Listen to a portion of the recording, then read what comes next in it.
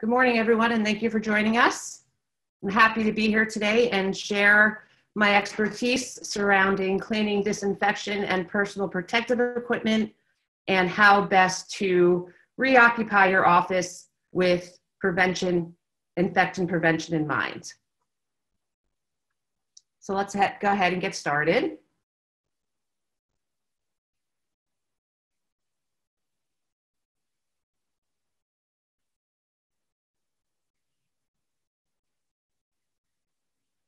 Sherry, can you see the screen?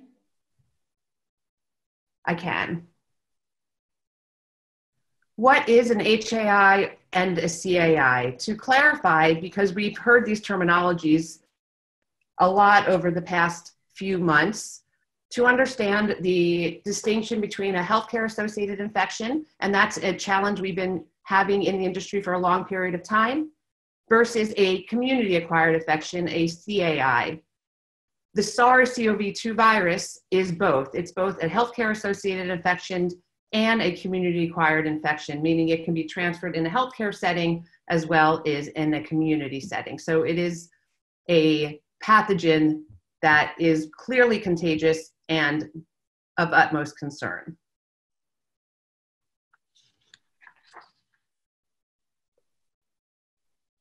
So just how does COVID-19 spread? Before we get to the details, I just want to make sure we're clear on language and terminology. When we use the terminology SARS-CoV-2, we are referencing the virus. The virus is SARS-CoV-2. We've had coronavirus. It's recognized. We've been dealing with SARS, with MERS, and this is a new strain of the coronavirus, SARS-CoV-2. When we use the terminology COVID-19, we're referencing the disease that is caused by the virus. So I think it's important to understand the language and understand the distinction. So how is it primarily spread and why is it a concern in an office space? Because the primary opportunities for spread is person to person via respiratory droplets. According to the CDC, spread from person to person is most likely among close contact, about 6 feet. That's we have our social distancing, and person-to-person spread is thought to occur mainly through these respiratory droplets. Someone coughs, someone sneezes, and someone inhales or ingests those droplets, and that is the primary cause of the spread. The contact of with infected surfaces, however, is also known to be a cause of cross-contamination and infection. And so someone coughs or sneezes on a surface, and then someone touches that and touches their eyes, their nose, their mouth, also creates that opportunity for infection. Just recently, there's been a number of research and studies that have confirmed that fecal contamination is also a potential spread, which brings the stress and the need of cleaning and disinfection to become even more of a precedent and of a need.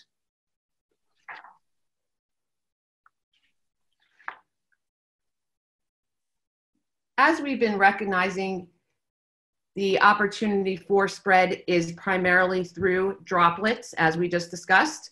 This slide really highlights the opportunity for that spread where we see a cough without a mask and how long and the length that that cough can go. We're looking at 2 meters there versus a cough with a mask that's protected.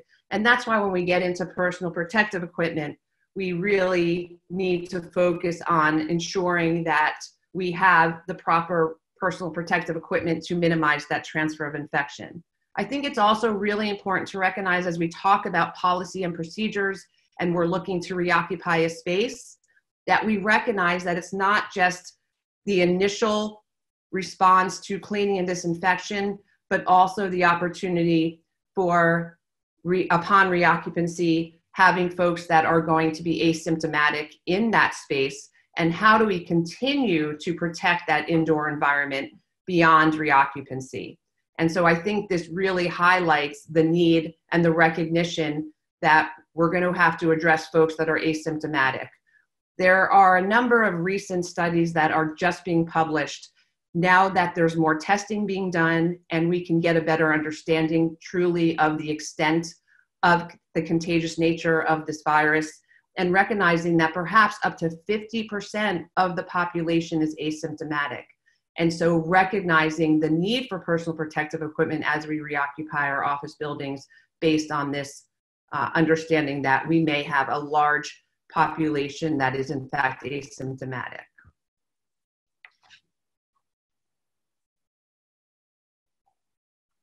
Next slide. Over the past decade, there has been substantial evidence indicating that contamination of environmental surfaces plays an important role in the transmission of key several healthcare associated pathogens. And so it's really no different from a lot of other pathogens over the years that we've recognized related to surface contamination.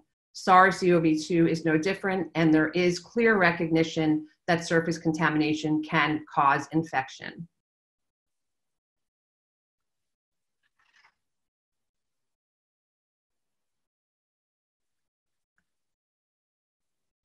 This was a study that was conducted by it was published in the New England Journal of Medicine, and I think this is a very important study to highlight. So looking here, they compared the SARS-CoV-1 to the SARS-CoV-2 and looked at different media and how long it can survive and be viable on a surface.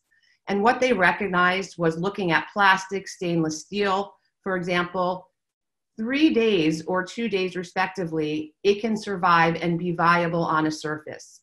So clearly, when we're in an office setting, we recognize that there is the need for proper cleaning and disinfection, not only initially, but continually as we repopulate our buildings. On cardboard, on copper, 2 other medias that were tested, they also found similar results. I also want to highlight from this study the aerosolization, and this has really been an ongoing concern and really a little bit of unknown when it comes to aerosolization. And what they did during the study was look at how long the virus could be aerosolized, can remain in the air. And they did identify that it did remain in the air for up to 3 hours before it drops down and then it's hit onto a surface. Now that aerosolization is clearly a problem, but recognizing if it is in fact a droplet potential cross-contamination or aerosolized. And what the vast majority of research is saying now is that it is in fact a droplet precaution. The vast majority of the viable virus will fall from the air within that 3-hour period. That being said, it is in the air for a period of time. Droplets could be microscopic, they can be attached to dust or high humidity, and that can allow the aerosolization for a longer period of time. So again, there's more that needs to be done. There's a lot of research being conducted about the opportunity for aerosolization of the SARS-CoV-2 virus. But what's recognized now, it is a droplet transmission mode with the opportunity for it to be aerosolized for a period of time.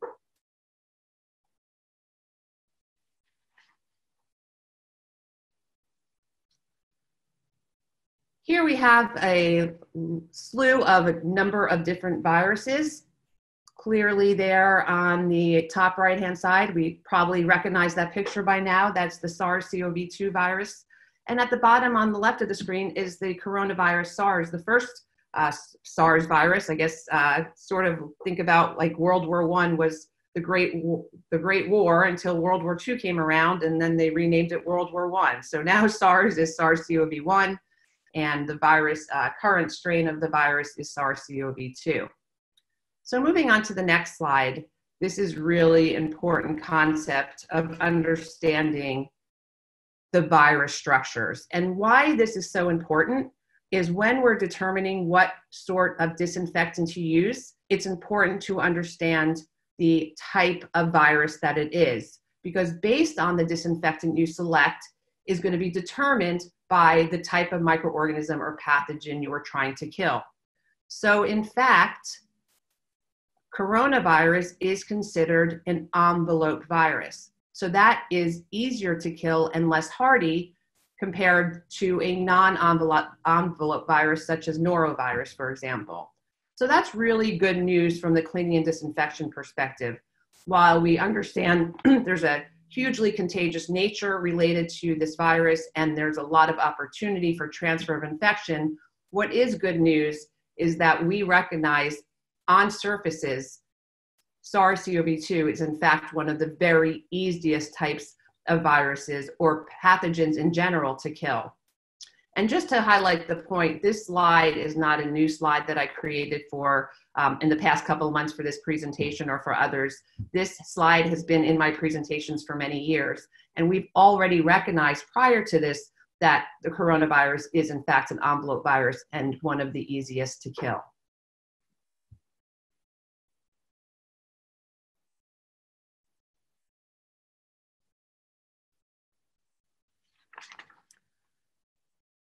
I think it's really important that we understand and recognize the distinction between cleaning, sanitizing, and disinfection.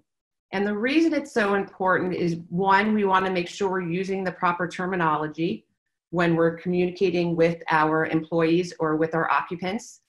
And two, we want to make sure that when we're purchasing chemicals or determining cleaning processes, that we are highlighting the appropriate process to take. So when we use the terminology cleaning, we are referring to the physical removal of the material, whether that's the blood, the soil, the bodily fluid, the dust, the debris, whatever the case may be. And cleaning is really the first step of any process. We need to clean before we sanitize. We need to clean before we disinfect. And that is of the utmost importance. Cleaning and disinfection, or cleaning and sanitizing, is a two-step process.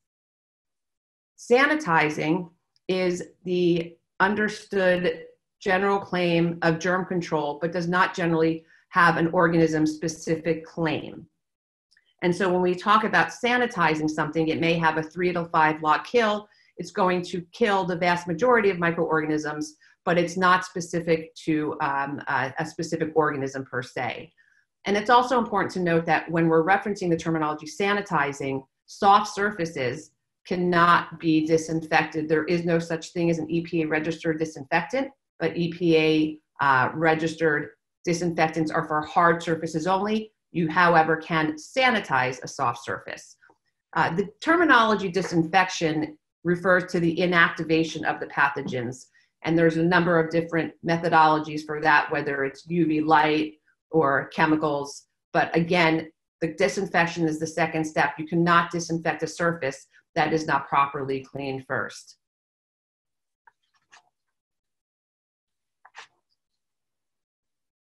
So I think this slide really highlights my point related to understanding proper cleaning and disinfection practices. And here we see on the left hand of the screen, easy to kill to hard to kill, and a number of pathogens listed there. At the bottom, lipid or medium viruses such as HIV, that is what we consider envelope viruses. So as I'm highlighting, that is one of the easiest pathogens to kill, and therefore we need a low-level disinfection. And in fact, according to the CDC and the Environmental Protection Agency, an envelope virus such as SARS-CoV-2 being the easiest to kill, a hospitality grade or hospital grade disinfectant will be successful in killing SARS-CoV-2. When we move up to our more challenging pathogens, we're going to use different types of chemicals perhaps.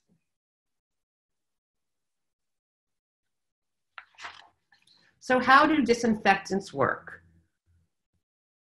Disinfectants work by breaking down the outer and inner cell walls, disrupting the physical properties of the cell, and literally frying the inner cell components from the inside out and frying the cell and killing it.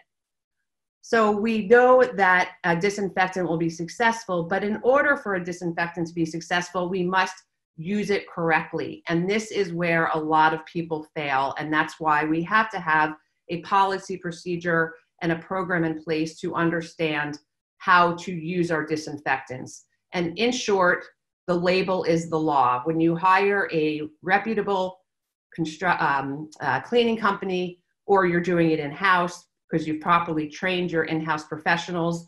They are to adhere to the label, looking at the proper concentration, so diluting the chemical correctly, confirming the proper dwell time, which is key. The dwell time means the amount of time that chemical is sitting on that surface wet. It must stay wet on that surface for a period of time per the label for that to adequately kill what is on that surface. So the dwell time is key. It's not spray and wipe, spray and wipe. It's apply and wait the dwell time till everything is killed on that surface. The kill claim is also identified on the label as far as what is a kill. Is it a viricide? Is it bactericide? Read the label, follow the label instructions. The process is key.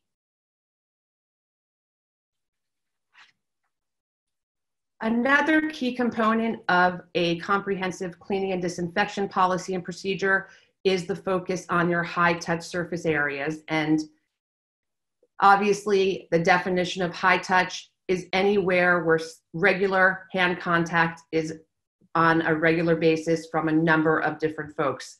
So here we see, for example, in a bathroom setting, a number of high-touch surface areas, and per the Centers for Disease Control and Prevention, these should be conducted. Cleaning and disinfection of these high-touch surface areas should be conducted on a daily basis. So it's about revising your programs and ensuring that your high-touch surface areas are cleaned and disinfected on a daily basis. In particular, when we're looking at an office setting, this was a study done by Dr. Gerba out of University of Arizona. And if anyone ever has heard Dr. Gerba speak, he's always very interesting and enlightening. This was a study he did looking at comparison of the office toilet seat, one of his favorite comparisons, compared to other components or other surfaces of an office environment. So there we see the orange, the red, the green, elevator buttons, the copy button, our telephones, the lady's purse there on the bottom, the coffee cup. All of these are considered high-touch surface areas, not to mention the doorknobs, the bathrooms, the trash containers, anything where more than one person is regularly touching are considered high-touch surface areas and of our direct and particular concern when it comes to daily cleaning and disinfection of those surfaces. So that really brings the point of proper cleaning and disinfection and creating a comprehensive policy and procedure. And it's really going to be on a case-by-case basis. Are you doing training in-house? Are you doing cleaning and disinfection in-house? Then you should have a proper training and certification for your employees. Are you outsourcing it to a third-party commercial cleaning company? You should validate that they have proper certification, not just in standard cleaning, but in understanding infection prevention and cleaning and disinfection. And Jane and I both do a lot of work in healthcare and come from the healthcare world, but that really makes sense in the world of before a few months ago, the primary focus of infection prevention surrounding cleaning and disinfection was in the healthcare arena, but that has changed. In the new normal, office spaces, restaurants, retail spaces are going to be cleaning with infection prevention in mind. So it's a really change in our mindset on why we're cleaning, what the intention of our cleaning is, and how our cleaning procedures are going to be conducted. So providing a comprehensive cleaning and disinfection policy for your office space is imperative. And that's going to include the cleaning frequencies, the roles and responsibilities, who's responsible for cleaning what are your step-by-step procedures, what sort of tools, supplies, equipment, and chemicals are going to be purchased, and how do you validate cleanliness at the end. One of the suggestions that has been identified, because really part of this cleaning process initially and moving forward is calming people's fears. People are fearful of going back into these spaces. And so there's the concept of visual cleaning. Whereas typically cleaning staff's coming at night behind the scenes, trying not to make too much of presence, perhaps consider the alternative and having the cleaning staff there during the day when people are there. And that visual cleaning will calm people's fears. So that's something that's worth considering. The primary document of focus here when we're talking about our community facilities, the CDC guidelines on, for community facilities. And this is an ever-changing document. So it's really important for all of us to have the responsibility of ensuring that we are keeping up with what's happening in the industry, ensuring that we are looking back at this, perhaps assigning someone in your office that's responsible for keeping up with the latest and changes in the CDC guidelines and other industry standards and guidelines, because this is a fluid situation and things are constantly changing. But this is one of the primary documents that we're going to focus on. And looking at how they define community facilities on the next slide, community facilities is really an expansive definition. So it's basically any type of facility that the public is gathering other than healthcare and other than households. So all-encompassing facilities, daycare centers, businesses, offices, retail spaces, restaurants, all considered, quote, community facilities under this guidance document. So I want to delve a little bit into, once we determine that there is a suspected or confirmed case, how do you conduct that cleaning per the CDC guidelines? And first of all, we want to make sure that we allow as much time as possible. And I think this is a really important concept. As we talked about prior, it's about surface contamination. If we recognize that there's an amount of time that a virus stays viable on a surface, the longer we wait, the less viable that potential is for that virus to infect. So per CDC, closing off areas, waiting as long as possible, and if possible, wait up to 24 hours before beginning cleaning and disinfection. So wait as long as possible is clearly what CDC is recommending. Opening outside doors and windows to increase air circulation, ventilation, taking advantage of it, allowing that airflow, allowing that air change, that all is going to assist as well. And of course, cleaning and disinfecting all areas, focusing especially on those frequently touched surfaces that we highlighted prior.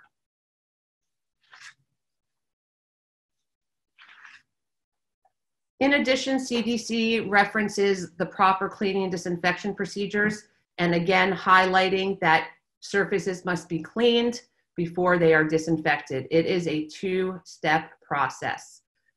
And CDC does highlight that EPA-registered household disinfectants are appropriate for killing SARS-CoV-2 on surfaces, and they also reference that bleach is also acceptable.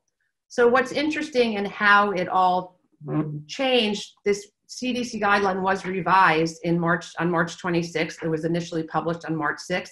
And initially it was focused on bleach. You can use bleach, this is how you use bleach. I was happy to see, as an industrial hygienist who looks at occupational exposures, that they revised the language on March 26th to recognizing that EPA registered household disinfectants are effective, and you can also use bleach. And the reason that I think that's such an important change is that bleach, yes, looking back at that chart, bleach will kill everything. Bleach is bleach, and yes, it will be successful in killing SARS-CoV-2, but at what consequence and at what cost? And I think Jane is going to go more into this, but when we're using bleach or other type of caustic and irritating and corrosive type of chemicals, such as bleach, we're going to have unintended consequences of creating issues with our furnishings, creating breakdown of our surfaces and our fabrics and our surfaces and our equipment and all different types of challenges related to the use of bleach, not to dismiss the fact that people have respiratory issues related to bleach. So why use bleach when we can use an EPA-registered household disinfectant that will not create the potential challenges that bleach does with our surfaces and the breakdown of our surfaces, as well as the respiratory issues, when we can use an appropriate EPA registered disinfectant. Consider using something that is less caustic than bleach. I know it's cheap, I know it's available, but the cost of bleach down the line is going to be significant, and we want to stay away from that. We've learned our lessons from the healthcare industry, and as we move into a more detailed and deep cleaning and disinfection procedure in other verticals, such as office spaces, we want to learn the lessons from healthcare and minimize the use of these more caustic and irritating types of disinfectants.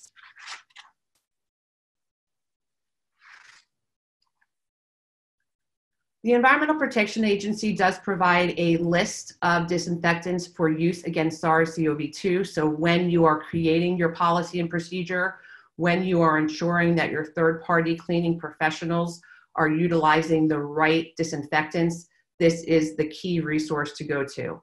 And again, this is the EPA document. I think there's about 410 approved disinfectants right now on that list, and it will allow a neat and organized process for determining the appropriate type of chemicals and disinfectant to use. So reference this list, and again, share this with your professional cleaning companies, with your internal cleaning staff to validate they're using the right chemical. And again, going back to recognizing, making the decision to use less caustic, less irritating, less damaging chemicals should be considered. Couple of the interesting technologies out there right now surrounding cleaning and disinfection. Hydrogen peroxide is one of a number of different chemicals that are successful as a disinfectant. And there are different types of application methods, such as vapor. So hydrogen peroxide vapor is a system where it vaporizes a room, and you leave that room and it goes for an hour and a half, 2 hours, and you come back and you remove it and you go to the next room. So it is a great opportunity for comprehensive disinfection. The challenge, however, is there has been some recognition there could be some damage to plastic or other polymer surfaces. So you do want to make sure that is going to be compatible with the surfaces in that room. Another interesting technology is UV light, ultraviolet light, and there is substantial evidence for many years that UV light is a successful disinfectant. Again, different forms of UV light can be successful. You put it in the room for a period of time, and you may need to move it around. However, one of the limitations is it's only going to disinfect the surfaces where that UV light is actually shining. So you may need to move it around for that, for example, with that machine right there. The disadvantages, of course, with UV light, there is some destructive effect over time on certain types of surfaces. So that also needs to be addressed. Again, these are lessons we've learned in healthcare. These are different types of disinfection technologies that healthcare has been using for many years. So with that basis of knowledge, we're able to transfer that to other verticals and office spaces in particular. Soft surfaces obviously is a focus in an office setting, and the CDC guidelines do reference soft surfaces in particular. For soft surfaces such as carpet, floors, rugs, and drapes, remove visible contamination if present, and clean with appropriate cleaners indicated for use on these surfaces. So very generic language, refer back to the manufacturer is pretty much what CDC is saying. And so I encourage you all, when you are purchasing your furniture, when you're looking at soft surfaces related to draperies, etc., ask the manufacturers what are the cleaning and disinfection policies. Ensure that there are policies in place. What we perceive perhaps may happen is utilizing more durable coated fabrics, using other types of surfaces in our areas, in our common areas, that may be more cleanable, that may have more opportunity for disinfection versus other surfaces that may be more challenging. If there's any surfaces that can be cleaned and laundered, then that is always a viable option, such as the draperies there on the bottom right. also part of a comprehensive program, policy and procedure, hands hygiene, hands hygiene, hands hygiene. I can't say that enough. That is really the key and the primary focus of breaking the chain of infection. You know, as I always say to my clients, if I touch a surface where someone just sneezed or coughed that is infected, and I do not touch my eyes, my nose, my mouth, and I do not have a break in my skin, I am substantially lowering my chance of getting that infection. So we do have control to a certain extent of protecting ourselves, and hand hygiene is really one of the key components of that. So this is a study that was done and looking at specific areas of your hand. So for the ladies who like long fingernails, perhaps this slide will cause you to want to cut your fingernails when we're dealing with a density of microorganisms of 61,000 under our fingernails versus, for example, at the top of our fingernails, 89 colony forming units per centimeter squared, which is how we measure viable microorganisms. So it's really important that we perform hand hygiene, we perform it correctly, and that's part of our procedure. From an office-based environment, that means putting the hand sanitizers in the right location, ensuring that there's someone responsible for making sure those are being regularly filled and keeping and maintaining and operating those. All of that, again, is part of that comprehensive policy and procedure that we've been highlighting. Another key component of the policy and procedure is proper personal protective equipment. And in that program, having a process for your occupants, for your staff, as to what is required. Must a face mask be worn? Where must it be worn? What are the policies and procedures around the proper personal protective equipment? Ensuring that you're training your staff on proper personal protective equipment use. And that is one of the biggest challenges. And I see that all the time in a supermarket or wherever we may be. We need to use our personal protective equipment correctly. That means we put on our gloves, we perform hand hygiene before we put them on, we don't touch our eyes or nose or mouth, and then we perform hand hygiene after. We put our face masks on, we don't touch our face masks, and we remove our face mask, not touching the actual face mask, but the straps. The face mask itself, where's most opportunity for transfer of infection. So it's not only about providing the PPE, but it's about training your staff, anyone that needs to wear it, about proper donning and doffing, putting it on and taking it off of your personal protective equipment. That is a key component of your program as well. And with that, I thank you. And I have a slide here that highlights that we need to ensure that we are protecting ourselves, our surfaces. And with that, I will turn it over to Jane.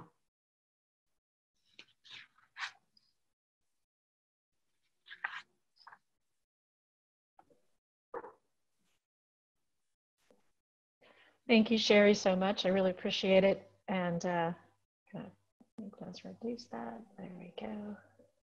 Okay. So Sherry has given us a lot of good information to talk about and to review. And the material selection part is where I'm going to start. And then I'm going to go into giving you some design criteria.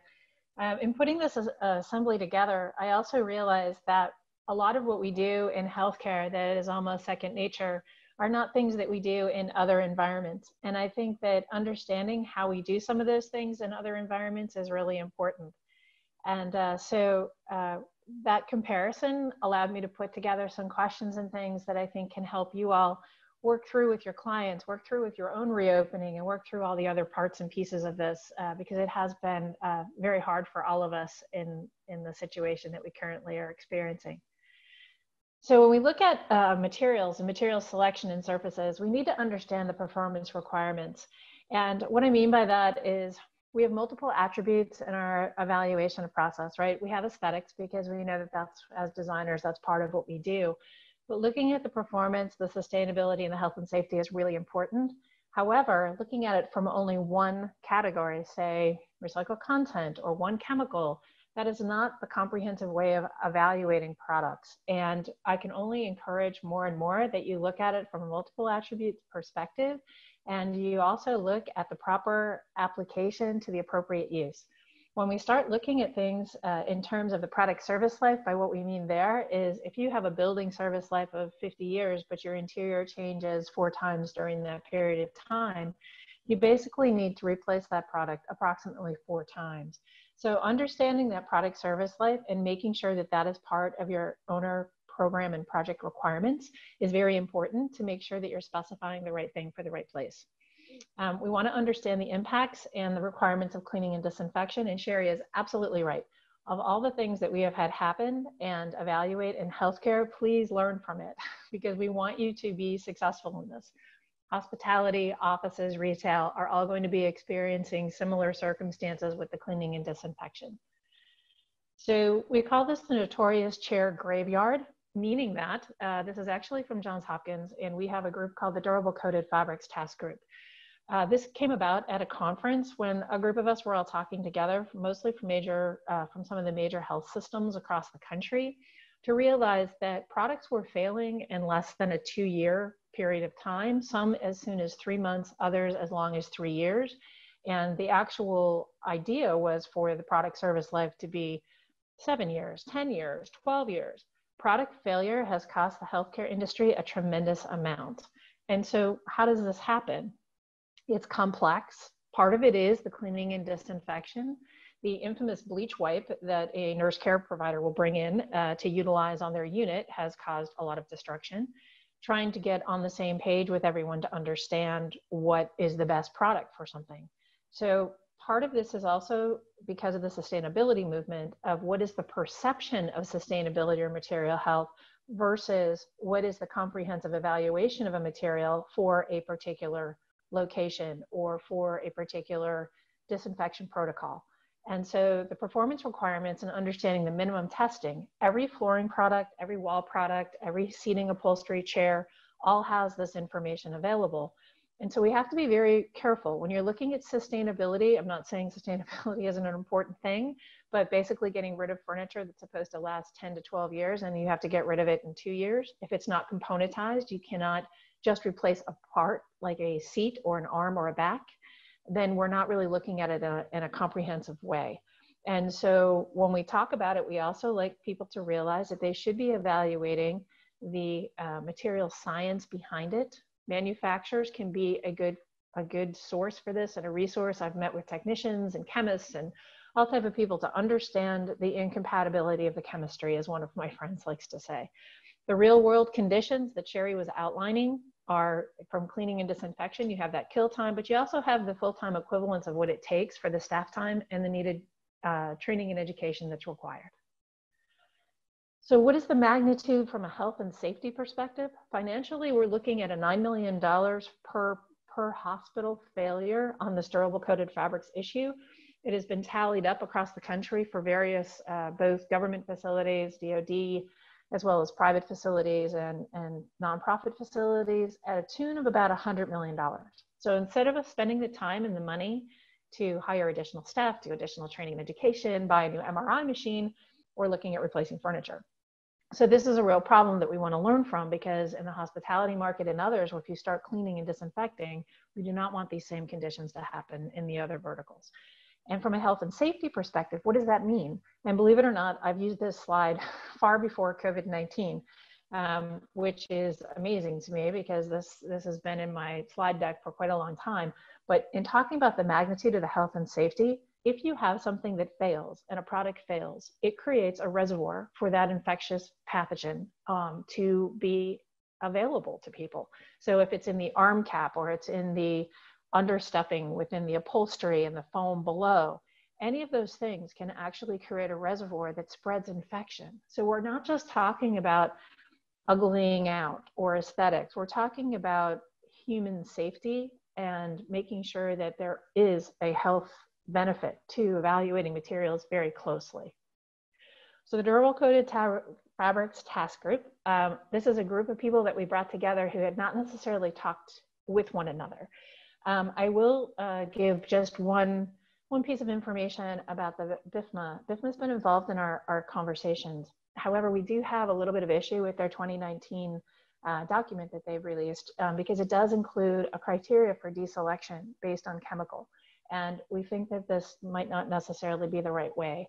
We're in conversations, we've had conversations with them, but we really think that this is important to look at the material science folks, look at the experts, look at the people who develop product versus looking at an NGO to give you data and information who do not have material science backgrounds. So that's just something to keep in mind when you're selecting the appropriate product for the appropriate application. So what was the result of this? So this is kind of exciting to me because it's taken us 2.5 years. We started this initiative far before COVID-19 started. So development of a toolkit is underway. That's hoping to be released in the fall. We have a fabric selection guide that we've been working on with various folks. We have questions for distributors and manufacturers. Many people didn't realize that manufacturers of durable coated fabrics are usually not the same as the distributor. So getting that information between the two sets was very important. So the manufacturers are usually the ones that do the testing more so than distributors, but sometimes it's the distributors too. The Chemical Fabrics and Film Association, CFFA, are developing a healthcare standard. That healthcare standard has all the minimum performance standards that you need to evaluate. Now, these are minimums, they're not maximums. So they're not to the point of failure, to look at the minimum performance standard of what's going on with a product. And so this would give you an idea. They're working on an icon right now for certification to this healthcare standard. So this would help the designer a tremendous amount, but would also help you if you're working in hospitality or in other areas as well. And so there's an opportunity to replicate the toolkit. We've been looking at other product and interior product families to see if we can establish some of the same things that we're seeing here for durable coated fabrics, perhaps in flooring and in wall covering and other sectors that could be very helpful for everyone. The resource development, it impacts all spaces now because of COVID-19. We know that in the home market as well, it impacts theirs as much too, because disinfection is basically recommended from CDC. So following all that really good information that Sherry provided to you, realizing that it will impact all spaces no matter what you're designing. And so check out durablecoatedfabrics.com. It'll give you some additional information.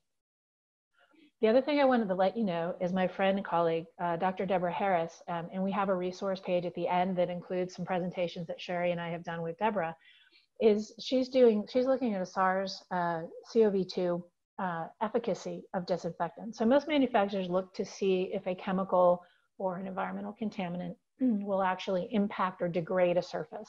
That's really what they're interested in terms of a product manufacturer.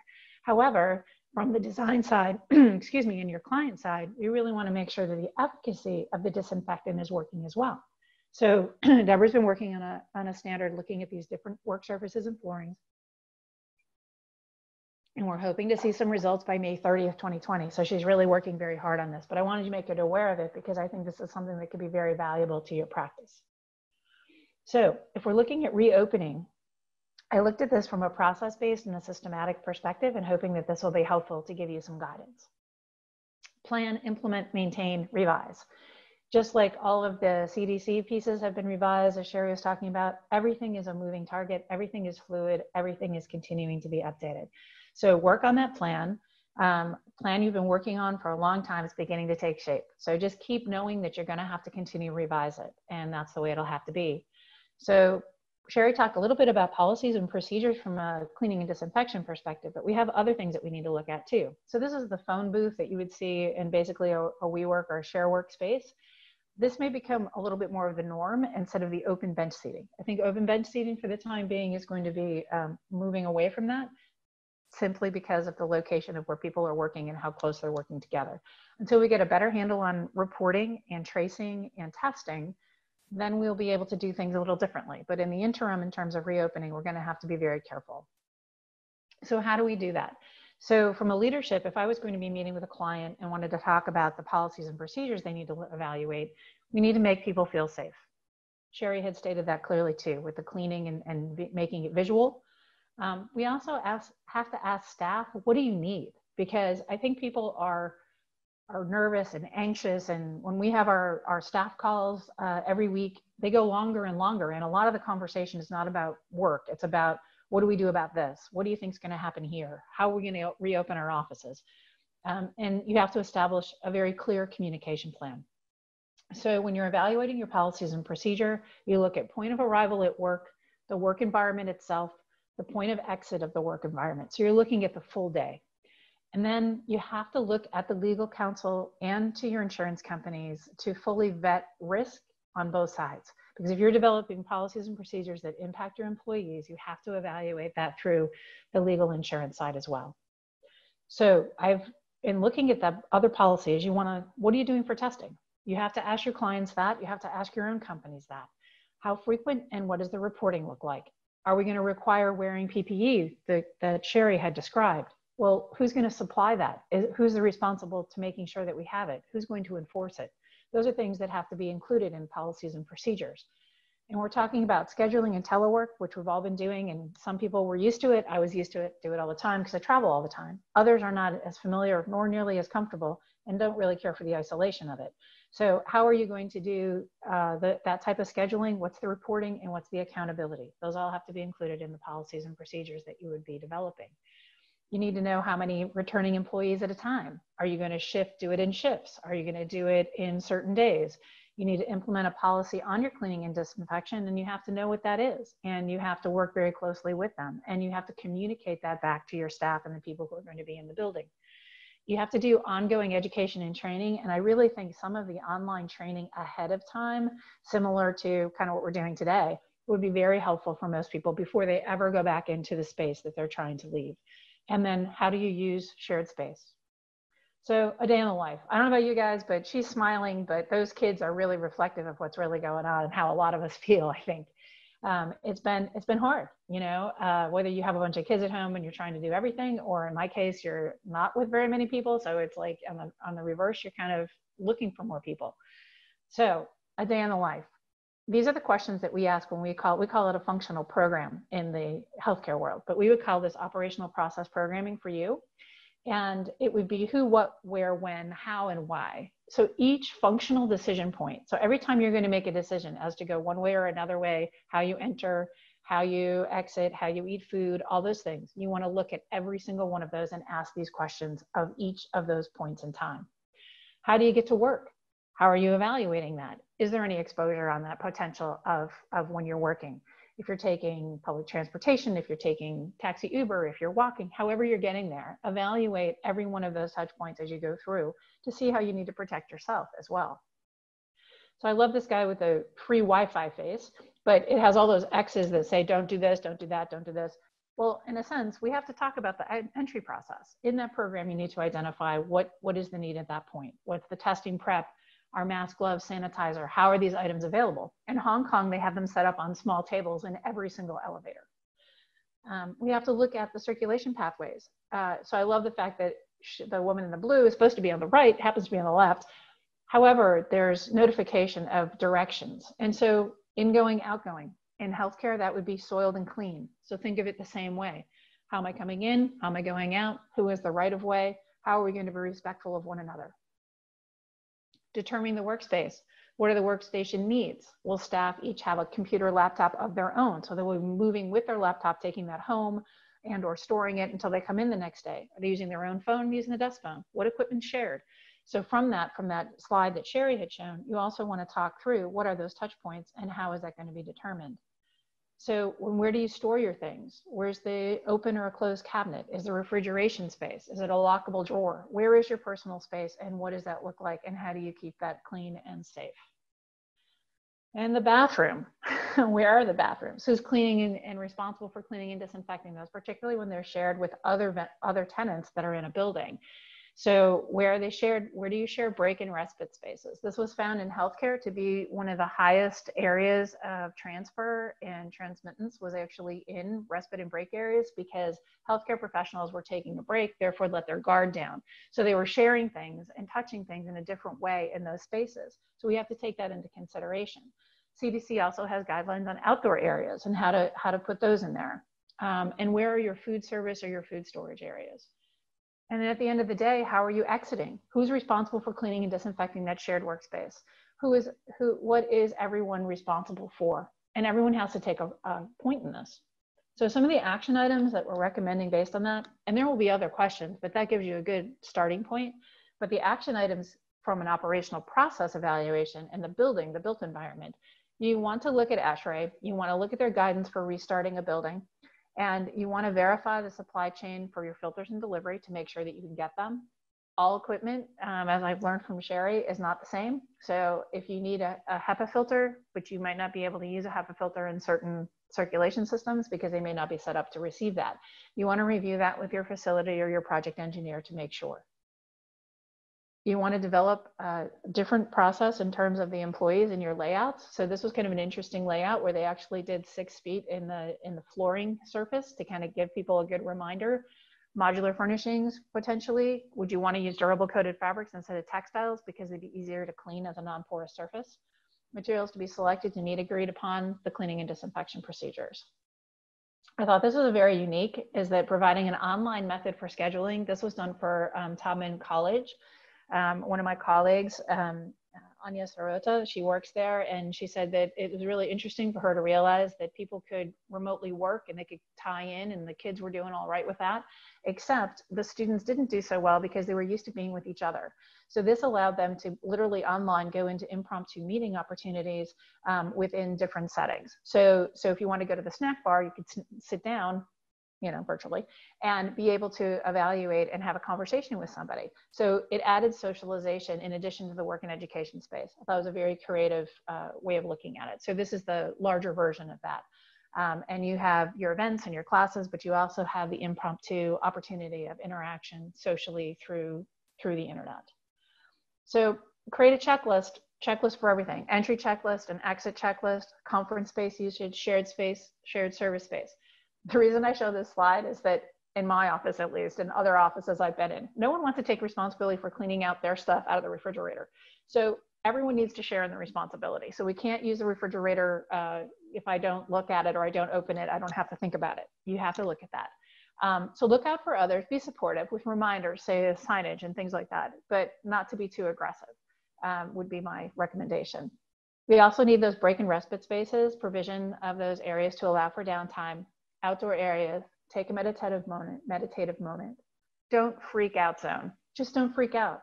We are so concerned, and I've seen people freak out. Take it a step at a time, go through it in a planning process, use your processes, use all of that talent and that work you have in terms of how you do a design process, and add into it some additional steps. So the resources that we have available: Center for Disease Control, ASHRAE Building Readiness. I would really recommend the ASHRAE and the Center for Disease Control. I think they have very good, solid outlines. Other ones that are very good too is the American Industrial Hygiene Association. They have various guides that are direct guides that are about reopening for general offices. If you're doing ride share, if you're looking at the restaurant industry, BOMA has some really good information on getting back to work. And the AIA has a re-occupancy assessment tool. And notice it's version 1.0, so you know that it's coming down, that there's going to be additional versions of that. So, and I also would say is that it's review, act, and repeat, right? Because those changes, these are going to change just like everything else has. And we did seminars 4 weeks ago, and information has almost all been updated since we did those original webinars and seminars. Related webinars, the Green Building Initiative for Green Globes has some really good information on the COVID-19. That was the first one that we did. We did one for ASID this week on Monday. This has a good information on surfaces, materials, and a little bit more about the research part. And then yesterday, we're doing one on embodied carbon, and it talks about how to select products from a multiple attribute perspective, which may be helpful. The National Association of Manufacturers has public health and industrial cleaning best practices. And I think sometimes that there's associations out there that we're not as familiar with. And I feel like Sherry has given me some very good resources that are not design specific, but very specific to the operation and preparation to reopen that we see.